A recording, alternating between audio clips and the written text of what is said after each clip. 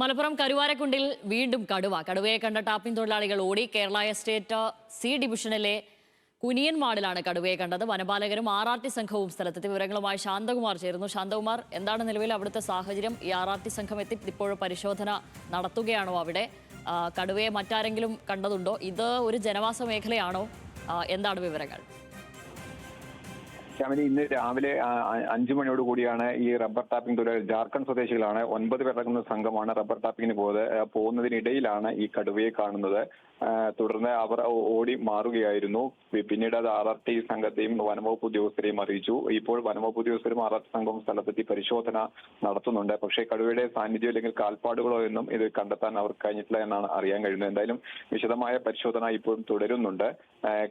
കഴിഞ്ഞ വർഷം സമാന രീതിയിൽ ഈ പ്രദേശത്ത് കടുവയുടെ സാന്നിധ്യം ഉണ്ടാവുകയും പിന്നീട് കൂട് സ്ഥാപിക്കുകയും ചെയ്തതാണ്. പിന്നീട് ആ കൂട്ടിലാണ് ഒരു പുലി കുടുങ്ങുകയും ചെയ്തിരുന്നു.